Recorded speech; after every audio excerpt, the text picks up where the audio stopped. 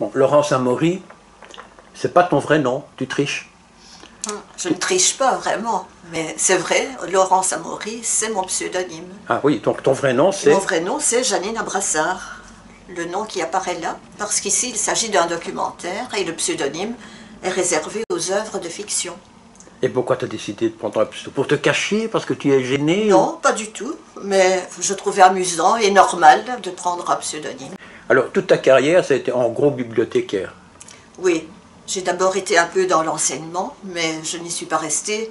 Quand j'ai commencé, je savais que je ne ferais pas ça toute ma vie. Et bibliothécaire, c'était ce qui me convenait finalement, ce qui me convenait parfaitement. Alors, tu as écrit, tu as publié de nombreux recueils de nouvelles, surtout, non? Oui, j'ai 5 recueils de nouvelles, j'ai aussi pas mal de recueils de poèmes Oui. et des pièces de théâtre.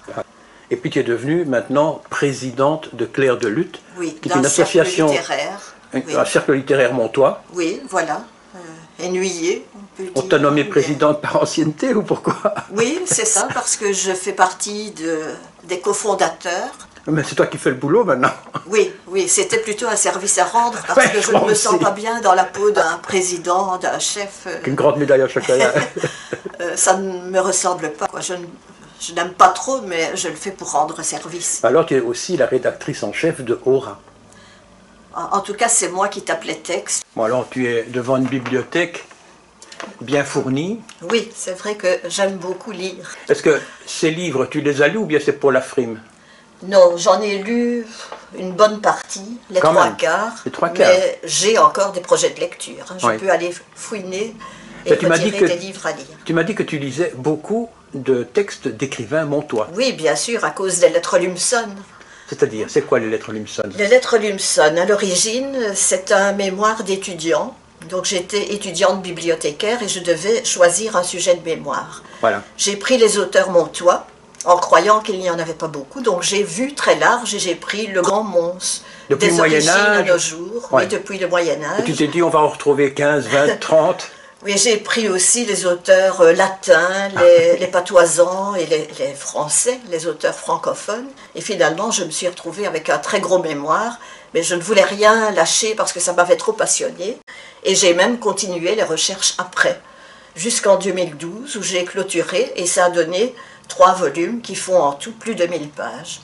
Oui, donc ça veut dire presque 1000 auteurs, grosso modo. Plus ou moins, parce que pour certains auteurs, on a 3 lignes, on ne sait pas grand-chose d'eux, si ce sont des anciens. Et si c'est Charles Plisnier, alors... Si c'est Charles Plisnier, 10 pages. Dis-moi, quand on prend alors l'historique de tous ces auteurs montois, le plus ancien que tu aies retrouvé? Le plus ancien, en fait, c'est Baudouin le Courageux, un conte de Hainaut du XIIe siècle. Et on a des textes de lui? On n'a plus rien, mais j'ai trouvé des auteurs qui parlaient de ses poèmes. Donc je le cite quand même. Mais alors, le petit livre que tu tiens en main, Oui. ça n'a rien à voir avec les auteurs montois, sauf que c'est Si, écrit... si, j'ai répertorié ici tous les auteurs montois qui ont parlé du doudou dans leurs œuvres. Ah bon? Aussi bien les historiens que les auteurs de fiction. Il y a des auteurs qui ont parlé du doudou dans leurs romans, leurs pièces de théâtre ou leurs poèmes même. C'est ça. Mais maintenant, il faudrait peut-être pour nos amis français... Je crois que la plupart des Wallons savent ce qu'est le doudou, mais les Français probablement pas. C'est quoi le doudou? Bon, le doudou, c'est une grande fête qui se passe le dimanche de la Trinité à Mons. Ouais. Mais maintenant, c'est inscrit au patrimoine mondial de l'humanité. Oui. Et c'est la Ducasse.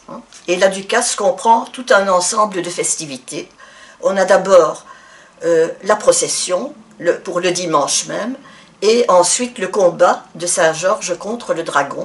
Et quand on parle du doudou, c'est surtout ça. Et ça Mais remonte à le quand, doudou, ce folklore? Eh bien, ça remonte au Moyen-Âge, de toute façon, puisqu'il y a la légende de Gilles de Chain, qui date de 1133. Donc, Et qui raconte quoi? et qui raconte que Gilles de Chain, un seigneur montois, est allé délivrer une petite fille qui avait été emportée par un dragon à Ouham. Ah oui. Et il a délivré la pucelette, la petite fille qu'on a appelée la pucelette. Et cette légende a perduré un certain temps, et puis Saint-Georges est venu prendre la place de Gilles de Chain. Parce que Saint-Georges, c'est un mythe universel, le combat de Saint-Georges contre le dragon. En fait, le jeudi précédent, le dimanche de la Trinité, il y a déjà toute une animation monstre en ville. Le samedi, il y a la descente de la chasse de Sainte-Vaudrue qui va être portée pendant la procession sur le Dans quelle quart église d'or. se trouve-t-elle?